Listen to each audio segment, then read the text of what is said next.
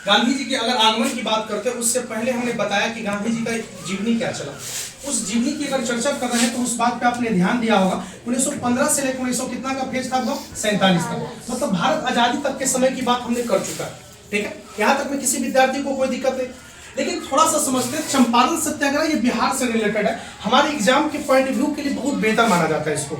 आपके हो सकते हैं मे भी अगर मैट्रिक के प्रश्न की अगर इस बार बात करें तो चंपारण सत्याग्रह क्वेश्चन पूछ भी सकता है। उससे पहले अगर हम जानना चाहें तो गांधी जी के भारत आगमन कब आते हैं, सबसे पहले पिछली क्लास में आपको ये बताया कि गांधी जी जो क्या थे वो दक्षिण अफ्रीका गए थे। उन्हें डरबन में देखा कि उसके जो एक स्टेशन था जिसका नाम क्या था, वो मारिक पीटरसबर्ग स्टेशन था जोहान्सबर्ग का, वहां पर उनको फेंका भी गया। अंग्रेज के द्वारा काला रंग भेद की नीति भी आया। उसके कारण गांधी वहां के अपने जो दादा अब्दुल्ला के केस लड़ने के लिए गए। वो लड़ने के बाद गांधी वहां से क्या किया, रिटर्न कम बैक लिया। और गांधी आए कब से, तो 9 जनवरी 1915 को। भारत कब आए, 9 जनवरी 1915। इसके पहले भी गांधी आ चुके हैं क्या, कोई भी व्यक्ति कहूं जाएगा तो ऐसा थोड़ी कोई है कि वहां से रिटर्न नहीं आता। बीच बीच में गांधी आ रहे थे लेकिन रेगुलेटरी के तौर पे गांधी कभी आया नहीं। गांधी कब आए सर, तो 9 जनवरी 1915। जिस दिन गांधी भारत आते हैं उसी समय उन्हें प्रवासी भारतीय दिवस के तौर पे मनाया जाता। आज भी भारत में आपसे पूछेगा कि प्रवासी दिवस कब मनाया जाता है, भारतीय प्रवासी दिवस, तो आप उसको डेट बोलेंगे 9 जनवरी। देखो ध्यान रखिएगा,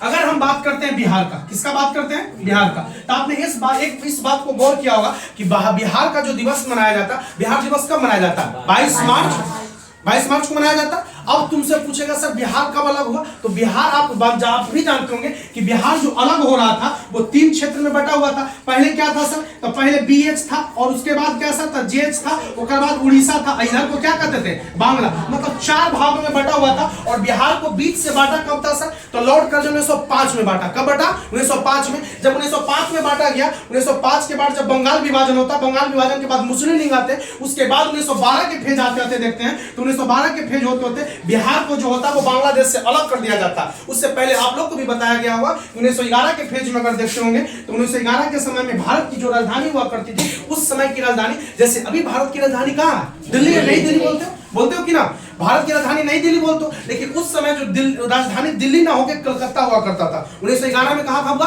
कलकत्ता। कलकत्ता के बाद कहां लाया गया, दिल्ली। कहां लाया गया, दिल्ली। उसी समय अगर बात करते हैं तो बिहार को अलग किया गया, तो 22 मार्च 1912 को बिहार को अलग किया गया। तो जिस दिन अलग किया गया उसी दिन उसका दिवस मनाया जाता है। तो 22 मार्च को हम क्या मनाते हैं, बिहार दिवस। और आपसे पूछेगा सर बिहार के साथ अब रहा कौन रहा, तो बिहार के साथ झारखंड, झारखंड के साथ कौन रहा था, उड़ीसा। बाकी तो बांग्ला अलग हो गया था। बंगाल में भी बांटे गए तो बंगाल को 2 भाग में बांट दिया। वहां मुस्लिम के अदुल वर्ग के लिए अलग से बांट दिया और अलग वर्ग के लिए अलग से बांट दिया, जिसके कारण क्या हुआ, वहां के लोगों ने अपने में हस्तक्षेप करने लगा और मुस्लिम की स्थापना करके 1906 में ही लड़ने लगा। बोला कि मुस्लिम को या तो इधर रखो या तो उधर रखो, पूर्ण रूप से उसको रखा नहीं। इसीलिए आधा क्षेत्र को बांट के हम लोगों ने अपना भी देश के लिए मांगा, जिसका नाम रखा कौन सी, हम लोग उसको अपना बांट के जो रखे उसको नाम रखे बांग्ला, बंगाल रखे। और बाकी जो दोस्त बच गया थोड़ा सा, जिसे पहले के फेज में कहा जाता था, इधर वाले को भारत के अगर इस साइड में देखते हैं तो इधर साइड में आपका कुछ होता, पश्चिमी होता, इधर पूर्वी होता। तो इधर वाले को पूर्वी पाकिस्तान कहा जाता था, इधर वाले को क्या कहा जाता था, पश्चिमी पाकिस्तान। तो वही बंगाल के जो बगल में है उसे पहले पूर्वी पाकिस्तान कहा जाता था, लेकिन इंदिरा गांधी के इंटरफेरेंस के कारण आपको भी पता उसका नाम क्या रख दिया गया बाद में, बांग्लादेश। चलिए उसकी बात को नहीं समझते, अब इधर ध्यान देते हैं। अगर बिहार झारखंड की बात करते हैं तो बिहार को अलग कब किया गया, तो 22 मार्च 1912 को बिहार एक अलग प्रांत की तौर पर, प्रांत का मतलब राज्य होता है। बिहार क्या चाहिए, सब एक अलग उभर के आया। उसके बाद बिहार, झारखंड और उड़ीसा एक साथ रह रहे थे, लेकिन झारखंड भी क्या बोला कि हम बिहार के साथ, उड़ीसा पहले बोलता कि हम बिहार के साथ नहीं रहेंगे। क्यों, क्योंकि आपको पता होना चाहिए कि उड़ीसा का जो है लोग को अगर किसी को वकालत की लड़ाई करना होता था, वकील कोर्ट की जरूरत पड़ता था, तब पटना उच्च न्यायालय जा पड़ता था। अब पटना उच्च न्यायालय समझ रहे, बिहार में बिहारी भाषा, यहाँ उड़िया बोल रहा है, क्या बोल रहा है, यहाँ उड़िया।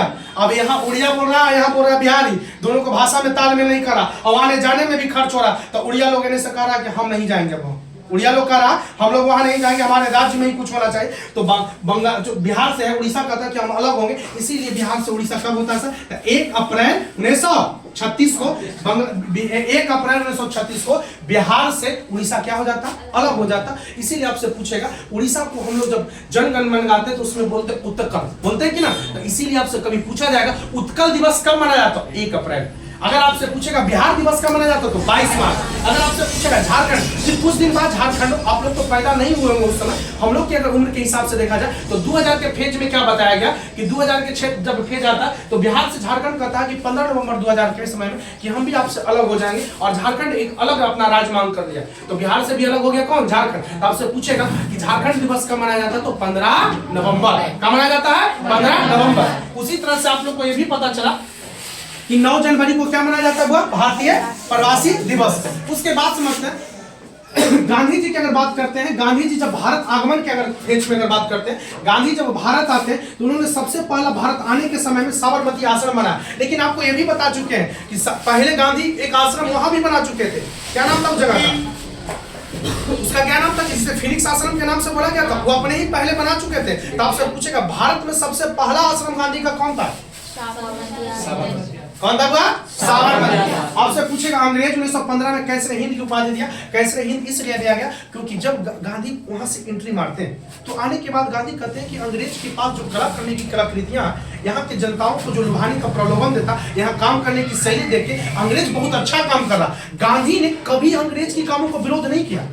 इसके कारण ये जब स्टेटमेंट बार बार पत्र में जाने लगा तो ये देख के वहां के जो तत्कालीन जो ब्रिटेन से जो लोग आए थे, गांधी को बोला वाह ऐसा गुड मैन तो कभी देखा ही नहीं है कि हमारा काम को प्रसिद्धि दे रहा। और ये नॉर्मल व्यक्ति नहीं है, ये गांधी है जो दो देश में पहले से लड़ के आया, उसके बावजूद भी हमारे काम को यहाँ सराहना कर रहा। इसलिए गांधी को एक उपाधि दे दिया। क्या दे दिया? कैसरे हिंद। क्या दे दिया? कैसरे हिंद। गांधी को 1915 में कहा तुम कैसरे हिंद से उपाधि से वर्णित कर दिया। लेकिन क्या करिएगा, विधि का विधान था। गांधी जी के सबसे करीबी व्यक्ति थे जिनका नाम था कौन सी, गोपाल कृष्ण गोखले। क्या हुआ कि राजनीतिक गुरु थे इनका, बेचारा 9 जनवरी को उनके मात्र 10 दिन बाद ही गांधी के जो गुरु जी थे उनकी क्या हो गई, मृत्यु हो गई। मृत्यु के बाद गांधी थोड़ा डगमगाए भी, ऐसा भी हुआ होगा। लेकिन उसी समय इन्होंने कोई और एक सराहना दिया कि आपको पूरे भारत को भ्रमण करना चाहिए। लेकिन भारत को भ्रमण करने के दौरान गांधी ने सोचा कि बगल में ही कांग्रेस का एक अधिवेशन हो रहा, उस अधिवेशन में सबसे पहले वहां जाना चाहिए। क्योंकि अगर कांग्रेस के अधिवेशन में देखते हैं तो आपको भी पता है कि कांग्रेस में जो है, आपसे पूछेगा कांग्रेस का अधिवेशन आप लोग को पढ़ाया गया होगा, बाद में पिछली क्लास में दिखाया गया होगा। अगर कांग्रेस की अगर बात करते हैं तो उस कांग्रेस का अधिवेशन जो हो रहा था वो लखनऊ में हो रहा था। कब हो रहा था सर? तो 1916 में। कब हो रहा था? 1916 में। गांधी उसमें पहली बार एंट्री मारते और लखनऊ जाते, वहां बैठे हुए रहते। उसे बैठे हुए दौरान में गांधी के पास एक टर्म आता जो एक बिहार के क्षेत्र से रिलेटेड था। क्या पता था गांधी को कि जिस क्षेत्र के लिए हमने बार बार रोक रहा वही आने वाले समय में हमें आने वाले समय एक ऐसा आएगा कि महात्मा की उपाधि देगा। जिस गांधी को नॉर्मल लोग गांधी के नाम से जान रहे थे, वो चंपारण सत्याग्रह उनके लिए कैसा उभरता हम समझते हैं। अगर चंपारण सत्याग्रह की बात करते हैं तो भारत में महात्मा गांधी का प्रथम सत्याग्रह के तौर पे देखा जाता है। सत्याग्रह क्या होता है जो समझते हैं, सत्य के लिए आग्रह करना। जैसे मान के चलिए अगर आपसे पूछा जाए कि गांधी किस फेज के लोग थे सर, गांधी क्या मानते थे, तो गांधी जो थे क्या नरम दल के थे या गरम दल के थे? आपसे पूछेगा कि गांधी क्याची दल के थे सर, गांधी क्याची दल के थे, नरम थे या गरम थे? तो आप लोग को मन में वो चलता होगा, देखो ध्यान से सुनिएगा, बीच में कोई नहीं बोले। नरम और गरम की बात करते हैं, गांधी ना तो नरम थे ना गरम थे, बीच बीच के फेज वाले गांधी थे। कैसे समझते हैं? एक उदाहरण के तौर पर समझते हैं। अगर मान के चलिए आप सब में से कोई बच्चे को कहा जाए कि पापा से आपको मोटरसाइकिल मांगना है, क्या मांगना है? मोटरसाइकिल। अब पापा के पास मोटरसाइकिल, बोलेंगे पापा हमको मोटरसाइकिल चाहिए, पापा बोले नहीं देंगे, तो तुम गुस्सा में आके पहले गरम दल से एंट्री करवाते हैं, नहीं दीजिएगा, कहे नहीं दीजिएगा, देना पड़ेगा। बोले पापा बोले ना देंगे रे, तो तुम कहा क्या, तुमको खाना दिया गया, अब खाना ले रहा, खाना खाने मिला, अब थालिया लेके बाबूजी को मुंह पर पटाख दिया और दो तड़ी कस के खींच के लगेगा, छोटा हमरा सामने खाना पटके थे, तू खाना तोरा मोटरसाइकिल के भूत सवाल बारे रुक तोरा बताते हैं। बाबूजी तो गरमा जाएंगे कि ना। अब नरम दल पे आते हैं, आप जाएंगे चुपचाप रहेंगे, कौन सी पापा को कहेंगे पापा मोटरसाइकिल हमको चाहिए एकदम नॉर्मली में, मम्मी को कहेंगे कि थोड़ा सा मम्मी से घुरवाइएगा, मम्मी तक तुम कह दे, तो मम्मी कहेंगे तो मम्मी को हो सकता बात माने, तो पापा कहे पैसा है नहीं इसको मोटरसाइकिल देंगे, हाथ गोड़ तोड़ लेगा, ये सब अभी ना देंगे। देख के तो तुमको लग रहा है ना नरम काम आ रहा है ना गरम काम आ रहा है। अब तुम कहा क्या, नरम अपनाने के लिए खाना छोड़ दिया, हम खाना ना खाएंगे, हम कुछ नहीं करेंगे, हम चुपचाप बैठा रहेंगे। बाबूजी और दो तड़ियों ने शायद मारे, छोटा खाना नहीं खाएगा तो मार जाएगा पगला कहेगा, कौन चुपचाप। अब तुम सोचा ना नरम काम आ रहा है ना गरम काम आ रहा है, तो बीच बीच वाला फेज मारेगा एंट्री।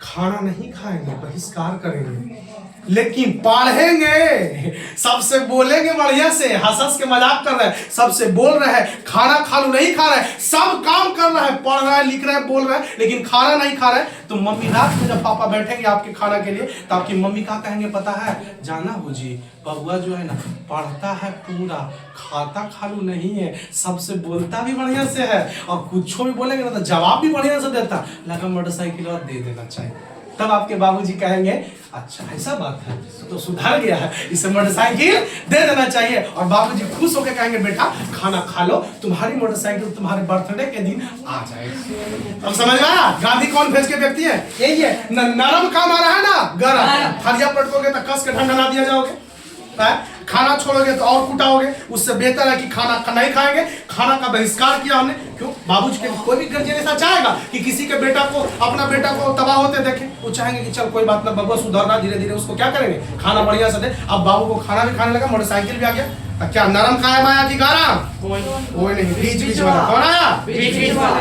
अब इसको समझिए, ये गांधी जी थे, गांधी जी भी यही करते थे। गांधी नाम कैसे पड़ा सोच के देखो। गांधी जी इधर से जा रहे हैं, सबको कहते जा रहे हैं, क्या पता है कि सबको देखिए अंग्रेज के खिलाफ हमें लड़ना होगा, अंग्रेज कुछ बोलेगा तो उसको मानना नहीं होगा, अंग्रेज की हर बातों को बहिष्कार करना होगा। लेकिन जैसे अंग्रेज को देखा, गांधी को ढेला नहीं चलाएगा, बढ़िया से बैठेगा, रोड पे तोड़ फोड़ नहीं करेगा, शीशा पे ढेला नहीं चलाएगा। देख के अंग्रेजों कह रहा गांधी तो अपने देने से बोल रहा। तब तुम समझ के देखो गांधी क्या ना आपके देने से है ना उनके देने से, मतलब समय के हिसाब से मौसम परिवर्तन करने वाला उन्हें वैज्ञानिक कह सकते हैं, कह सकते हैं कि ना। बिहार में एक नेता थे ना जी, जिनका नाम क्या था? रामविलास पासवान। ये एक ऐसा नेता है कि जिन्हें सरकार आने वाला उन्हें जाकर सट जाएंगे और जिन्हें सरकार हटने वाला उन्हें से हट जाएगी। पता नहीं, पहले से उनको पता चल जाता था, इसीलिए उन्हें कहा गया था मौसम वैज्ञानिक। कहा गया था मौसम वैज्ञानिक। मौसम फिरे से पहले पलट जाने वाला व्यक्ति कौन है? वो नाम था, क्या था उनका, क्या नाम था उनका? पलटू चाचा। तो नीतीश कुमार को आप लोग बोल रहे हैं ना। नीतीश कुमार, देखिए नीतीश कुमार भी गलत काम नहीं कर रहे जिन्हें आप पलटू चाचा का दर्जा दे रहे हैं, वो भी अपने हिसाब से बेचारा अपना काम कर रहे हैं। अब समय के हिसाब से तुम सोच के देखो, अगर राजनीतिक में जाते हो तो गठबंधन के तौर पे अगर तुम बात करोगे यार, तो जब तक चारों के चारों चक्का दो आदमी के, कभी ई चक्का ई पार्टी के, वो चक्का वो पार्टी के, तो अकेले बेचारा बोनेट पे बैठ के वो क्या करेगा? टायर अगर कमजोर रहेगा तो बोनेट पे बैठ के कुछ नहीं कर सकता। तो वो भी व्यक्ति को हम गलत नहीं कर सकते, वो भी अपने समय के लिए अच्छा ही कर रहे हैं। और बिहार के मुख्यमंत्री के तौर पर अगर देखा जाए तो नीतीश कुमार की काम सराहनीय है। हाँ, हम ये नहीं कह सकते कि कुछ समय में फेज में बिगड़ा भी है, लेकिन वो अलग बात है। शिक्षक होने के नाते हम ये नहीं कभी कह सकते कि गांधी दिन का कुछ बोलते हैं नीतीश कुमार का कोई काम है जो मैं गलत लगा। कुछ काम देखो, कोई भी व्यक्ति कोई भी काम करेगा तो अपने आप को 100% नहीं दे सकता उस बात को नहीं दे सकता। चलिए अब ध्यान से देखिएगा।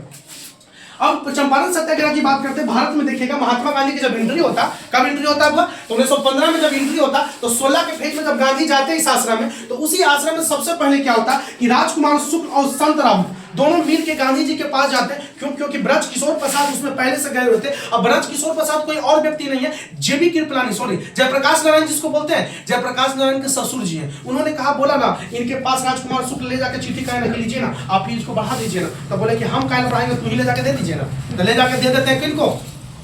महात्मा गांधी देख के अगर जैसे मान के चलो हमने कभी दूध पिया नहीं है और तुम हमें आपको दूध के बारे में बताओगे, हम तो नॉर्मली देखता ही रहेंगे दूध का होता है जी, दूध के बारे में तुम समझा रहा है। वैसे ही गांधी जी को लिए एक नॉर्मल सा लेटर है, वो गांधी का नहीं है क्या बात। तो संत राउत और कौन राजकुमार शुक्ल दोनों ने समझा रहे सर बिहार की एक जगह है जिसका नाम चंपारण है। क्या नाम है? चंपारण। चंपारण की अगर बात बताते हैं सर, तो यहाँ जानते हैं यहाँ जो है सर ब्रिटेन की सरकार के द्वारा सबसे ज्यादा शोषण किया जा रहा। बोला क्या किया जा रहा? तो अंग्रेज ये शोषण कर रहा है सर, क्योंकि आप भी जानते हैं फ्रांसीसी क्रांति जो आया है, फ्रांसीसी क्रांति के कारण नील की खेती पर प्रभाव ज्यादा पड़ा।